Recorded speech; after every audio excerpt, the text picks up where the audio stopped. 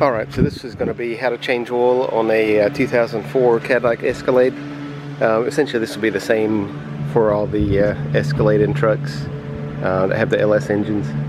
You have your oil fill cap up top, and then we'll go underneath and find the oil drain plug and filter.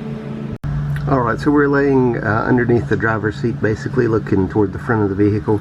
You have your oil filter here, and then your oil drain plug here. And then you want to make sure you have a glove to protect your hand.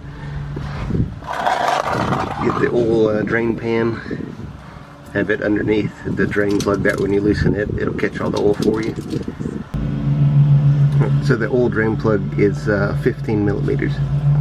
So you're going to loosen it and then take it out by hand, and then make sure you have the oil pan underneath it to catch all the oil.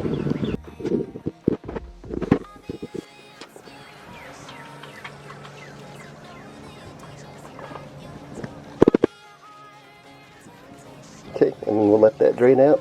We'll put the plug back in and then take the filter off.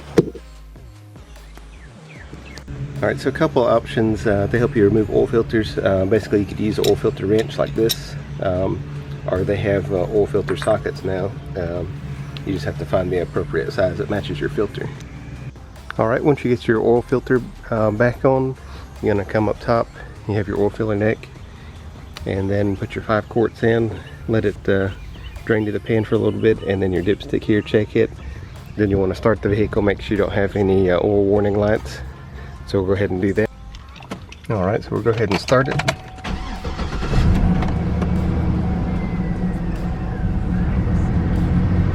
Okay, so oil pressure looks good. And we're done with it.